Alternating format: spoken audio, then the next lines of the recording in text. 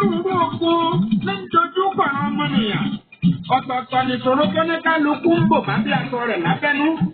Káàfin lọ̀kọ́sẹ́ sì lè wọ ìṣòro gbogbo ayé ọmọ bá gbé èèyàn mú.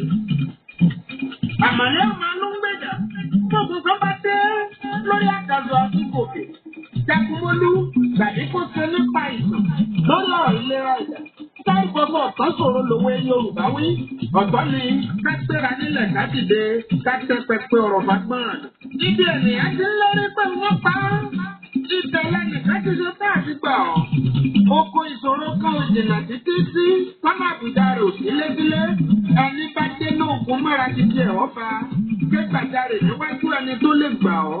Òkè ẹ̀rọ pọ̀ níṣòro ìpẹ́ ti pẹ̀tẹ́lẹ̀. Ọ̀rẹ́ wa, kí ni irúfẹ́ òkun tó dojú kọ? Irú ìṣòro wo ló fẹjú mọ́ gẹ́gẹ́gẹ́? Kò sí tí ó ṣẹlẹ̀ rí láyé. Gbọ́, ó ti ṣẹlẹ̀ sáwọn èèyàn kan. Àwọn èèyàn kan ni wọ́n wí fún tí wọ́n fi bọ́ lọ́wọ́ ogun. Ọmọ tó bá fipá léèyàn pé òun tá a bá sọ jáde òun lèèyàn mà. Àbílẹ̀ ayé ọlọ́dún níyàn tó wà yìí kọ́. Ayé irọ́, ayé ariwo tó kún fọ́pọ̀lọpọ̀ dààmú fọ́fọ́fọ́. Olúwa ò sì dá wa mọ́ ṣòro. Ọmọ ènìyàn ní ẹ̀bẹ̀, ènìyàn ní dalúrú pọ̀ mọ́ sàpà. Ọmọ ẹnìkan sunkún ìyàjà, ẹnìkan sunkún ìrówó náà. Ayé tó ọmọ ẹnìkan ṣiṣẹ́ bí erin fi ń ṣìjà ìrírí. Ilé ayé yìí náà ní ibẹ̀ láti rógun lọ́bọ̀ ọmọ ènìyàn tí wọ́n ń gbé kẹ́ẹ̀ nínú àìsàn. Jagunmólú akéwì Oòduà, Dr. Lukman Ọlátúnkànmí Àyádáre, bàbá òfin ọmọ ọdún àgbà.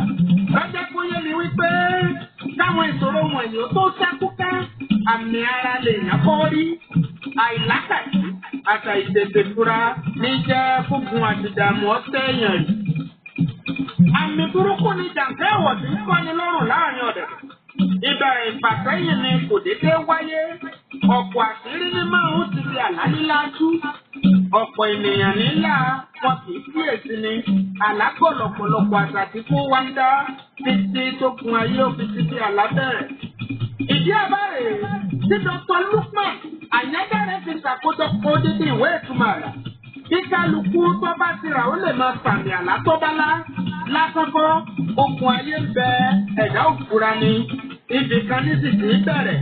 Àyádáre ọmọ ọ̀dọ̀ àgbà ló ní ká máa kíyèsílẹ̀. Kí ni ìṣòro rẹ?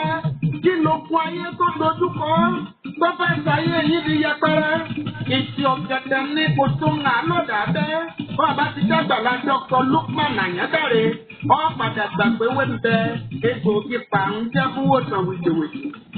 Tó sọ fún Arun, bàtà yẹn, bẹ́ẹ̀ sọ mọ́ wàrà ro, àmúbọ̀ ọ̀ṣẹ́, bó ti ṣe tàjèrè ọjà, ó kun àtàkà gbèsè, bó ti ṣe tàtàkì owó rán, gàtí Dr. Lukman ọmọ Àyádáre, onírúurú àìsàn ìdìbúlẹ̀ tó ń ta ìsàn ìnàró, ẹgbẹ́ bí ọmọ ọ̀dọ̀ àgbà kíájú ẹ̀.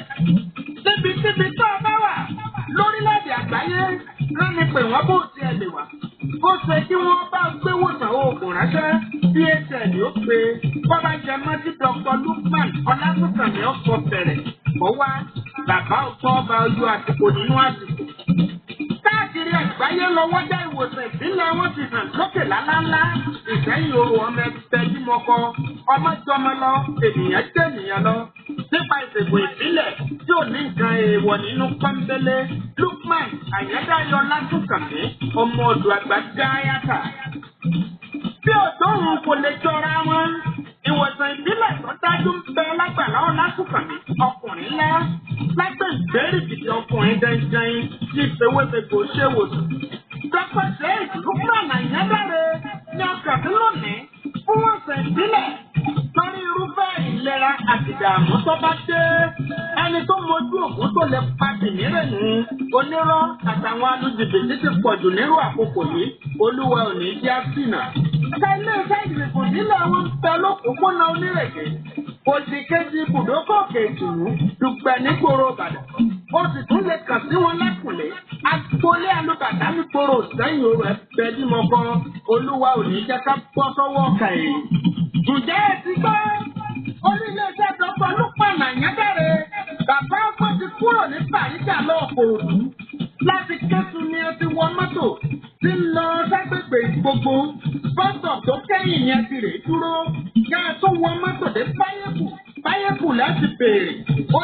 kẹtàléláàádọ́ta nọ́mbà 53 Emily Street Onímọ̀tìmọ̀yà. Ẹni ìrìn àjò bá wá rú lójú kó pe nọ́mbà àwọn wọ̀nyí 08032983298 tàbí 08089038658. Jagunmọ́lú akéwì Oòduà Dr. Lukman Anyadare bàbá ọgbọ́n ọmọ ọ̀dọ̀ àgbà ni ó pe méjì kan wò sí láàrin òkúta ilẹ̀ lásán àjẹbí abínibíni tiwọn bàbá ń sọ nípa ìwòsàn ìbílẹ̀. Kàtí wọn lórí Facebook bọ́bí ìwòsàn rẹ̀ jọlá Dr. Lukman Anyadare Ọlátúnkànmí lórúkọ wọn kò jọra wọn kò papọ̀. Orúkọ ẹnìkan bá tún fẹ́ sọ bẹ́ẹ̀ kò lè jẹ́ mẹ́tẹ̀ẹ̀ta. Nọ́mbà tí mo mẹ́nu bà lókè yìí ló tún wọ WhatsApp. Ẹ kú ìkàlẹ̀ gbogbo ọ̀yàn ọmọ kóòtù òjíire káàkiri gbogbo àgbáńlá ayé ẹ kú ìjókòó. Báwo lójú ọjọ́ lọ́dọ̀ yín? Á dára fún wa. Ọ̀rọ̀ lérè ni mo mú wá o. Ẹ wo ewé yìí dáadáa. Ewé yìí ẹ wò ó dáadáa. À ń pè ó ní ewé àsùnwọ̀n. Àsùnwọ̀n yìí oríṣi méjì ni. Ìkan bẹ à ń pè ní àsùnwọ̀n òyìnbó. Ìkan sì bẹ à ń pè ní àsùnwọ̀n ẹ̀gbá. Eléyìí tá à ń wò yìí ni àsùnwọ̀n òyìnbó. Òun wọ́pọ̀ dáadáa, ẹ wá gbọ́. Ó wúlò fún yín. Ó wúlò fún mi. Gbogbo wa ló wúlò fún. Ṣé ẹ rí ewé tá à ń rọra ń wò yìí? Dúkìá Ọlọ́run ni. Ìṣòro tálọ̀míì ti ná àìmọye mílíọ̀nù sí. Ewé yìí yóò sì gbà á kó lọ́wọ́ ẹ̀. Tọ́ máa dunnú. Lọ́ọ́ dá ewé yìí wò. Ẹja máa mú ní sísẹ̀ǹtẹ̀lé fún wa. Orúkọ mi ọmọ yín tí wọ́n ń sọ̀rọ̀ ní Lukman ọmọ Anyadare bàbá ọgbọ́n ọmọ ọ̀dọ̀ àgbà. Tí fídíò yìí bá dọ́wọ́ rẹ̀ má dé mọ́lé o, àjẹ́ ọkárí.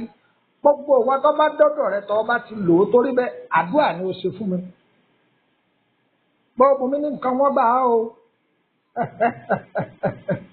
Gbogbo mi ní nǹkan wọ́n gbà á. Ìwọ ọkùnrin tí èé ṣe kébékébé dáadáa tọ́parí òògùn bí ọ̀pá Mósè dáadáa máa lo sẹ́yìn. Ìwọ obìnrin tó ní ó tètè dúró sí lára lo sẹ́yìn. Ìwọ ọkùnrin tó máa tètè kó ìfẹ́ ìṣàn púpọ̀ jù àbíwò obìnrin ẹnu máa kan mí ni inú máa kún ni yàtọ̀ sí fibro gẹ́gẹ́ bí àṣà àwọn ará Kotonu wọn ní fibro ìjú ní jẹ́ bẹ́ẹ̀ ọ̀lọ́ ní ìlànà ìjú àmọ́ àwọn òfẹ́ ṣàyókù ó clear rẹ̀.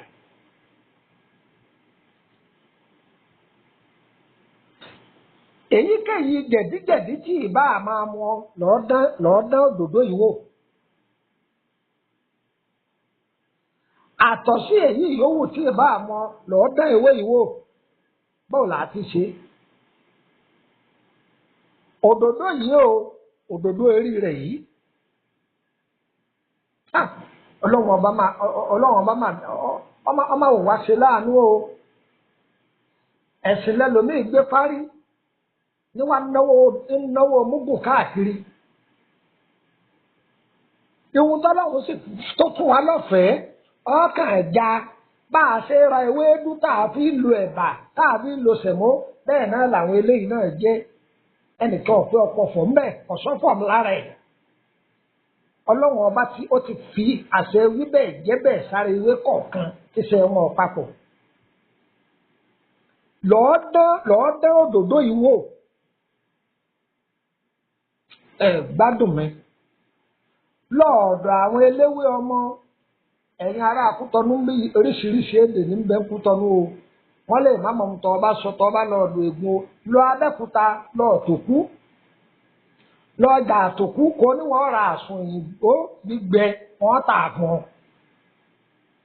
lọ Ìbàdàn ní ọjà Ọ̀rànyàn wọ́n tà fún ọ, lọ́jà Màlété níbodè wọ́n tà fún ọ nìbàdàn. Òdòdó yìí ewé yìí ṣèwé kan tó mú rárá wo òdòdó rẹ̀ dáadáa, ewé tó ti máa rí ni. Sórí òdòdó yìí ọ̀sà ayé ọgbẹ gbígbẹ rẹ̀ ń bẹ lọ́dọ̀ àwọn eléwé ọmọ. Sọ ti rí gbígbẹ rẹ̀ ọ̀ya kò sẹ̀rọ ẹ̀rọ tí ń lọ́lùbọ́ lè bọ́ lọ. Tọ́ bá ṣiṣẹ́ ìtàn kòkòrò rárá ọ̀gbádùn mi. Tọ́ bá lọ ewé ìtàn pákán lọ pẹ̀lú kánbílálà. Kìí ṣe tẹ́tẹ́ tọ́ ọ̀bá rí kánbílálà sí o, fi ìyèrè sí àti kànáfùrù kọ́ lọ gbogbo ẹ̀ kọ́ jẹ́ lọ́múlọ́mú. Kọ́dà tó bá wọ̀ ọ́ lè lọ pẹ̀lú ṣúgà àbí kí ló kù lọ pẹ̀lú ṣúgà. Báwo ni lílò rẹ̀? Àáfi lo ògì. Kọ́dà tó bá tó rí àìdán onígun àáfi kun. Bọ́ bá rí àrùn àwọ̀ká àbẹ́rùn alamọ àáfi kun lọ gbogbo ẹ̀ pọ̀.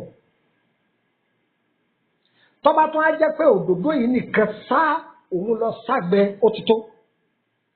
Àmọ́ kó tún lè sọmọ pé tá a bá ṣe wéédú tá a tún fẹ̀gún ṣíṣí tá a kó ẹja bò ó sọmọ pé yóò tún yàtọ̀ sí pé ewédú ọ̀bọ̀rọ̀ lásán tá a fi nǹkan kan sí. Torí pé oríṣiríṣi ọ̀nà làwọn ọ̀jọ̀gbọ́n mọ ìwúlò ewé yìí. Kódà àwọn míì wọ́n á máa lọ pẹ̀lú ẹja gbígbẹ ọ̀gbọ́rú ẹ̀rí. Wọ́n á tún máa lọ pẹ̀lú ẹja aborí gbígbẹ ọ̀tọ̀ nìyún ni. Ṣùgbọ́n tó o bá lọ ewé yìí gbígbẹ lásán o lọ pẹ̀lú ìyèrè pẹ̀lú kànáfùrù pẹ̀lú kánbílálà díẹ̀ ó fi àìdán onígun sí ìyọ́ bá wọ̀ ọ́ ó sì fi ẹ̀rùn alámọ̀ tàbí ẹ̀rùn àwọ̀ká ó fi sí. Tó o bá rí gbogbo àwọn ilé àní ewé yìí nìkan tó bá jẹ́ pòun nìkan lórí lọ́ọ́ kúkú náà máa fi mọ ẹ̀kọ́ gbígbóná ó fún Ọlọ́run ọba lábọ̀ pé Ọlọ́run àṣọ dárú nǹkan báyìí yóò kó ìdọ̀tí àìmọye jáde lára rẹ̀ tára rẹ̀ ó da ṣákáṣáká gbogbo ara rẹ̀ tó tóbi dòmùdòmù tí gbogbo ó firi tí wọ́n gan tápá ẹ̀yìn rẹ̀ tí ó nà má náwó omúgò kì í mọ́ lò ó àá ṣe é sílé tó bá ṣe é sílé àádá sínú ọ̀sẹ̀ wẹ́wẹ́ ọ wà nílẹ̀ kọ́ máa toró. Bàbá ti mú bíi síbí mẹ́ta sínú kọ́ọ̀bù ògbògì gbígbóná sí ọwọ́ àlù láàárọ̀ kùtùkùtù. Ọwọ́ àlù kọ́ wá mú ògìlé lórí bákan fi bí wákàtí mẹ́ta alẹ́ kó tó jẹun lé. Wọ́n gan rí i pé àwọn nǹkan tí wọ́n jáde lára rẹ̀ wọ́n gan dúpẹ́ fọlọ́run. Sọmọdé lò ó tọ́ bá fẹ́ fún ọmọdé lò ń bẹ̀. Ìwọ̀nba péréte ni ọ̀rọ̀ra fún ọmọ ìwọ̀nba péréte. Síbi tí wọ́n máa rí fún àwọn ọmọ òòjọ́ lò ọ̀dà méjì. Ìwọ̀nba tó rọra fi sódì yìí ọ̀rọ̀ra gbọ́n sódì àwọn ọmọ lè lò ó lọ kò sí nǹkan kan tí ó ṣe wọ́n. Wọ́n ya dẹ̀bí wọ́n yà dànù ara wọn ó firi dáadáa. Ó wúlò fún obìnrin tí nǹkan oṣù rẹ̀ ń dúdú. Ó wúlò fún nǹkan oṣù obìnrin tí ń yọ̀ tàbí ìtì ńlá ni. Tó bá jẹ́ pé nǹkan oṣù rẹ̀ kì í wá dáadáa ni tó bá ti ṣiṣẹ́ yìí pé tán dà á sínú àdí ṣoṣo. Tó bá ti tó àsìkò nǹkan oṣù rẹ̀ máa fi mu ògì gbígbóná ó dúpẹ́ fún Ọlọ́run. Gbogbo ẹ̀yin tẹ́ ẹ bá lò yọ bá yín lára mu o. Tó bá ti ń lò àdó ẹnu yín ni mo fẹ́ mo sì mọ̀ pé yọ máa kàn mí lára pọ́ọ̀sì mo ní nǹkan wọ́n gbà á. Ìyẹn dúró bẹ́ẹ̀ sọ́kóde ní ewé rẹ̀ àgbo lásán tó fi yọ̀ sí jẹ̀dí ni. Báyọ̀ olóde ọkẹ́rẹ́ wọn jẹ́ olóde ọkọ́ bisikíìtì wọn jẹ́ inú rẹ̀ wá ń kùn gbo ewé yìí ó fi yọ̀ sí ogbó ọmọ kékeré lò àgbàlagbà lò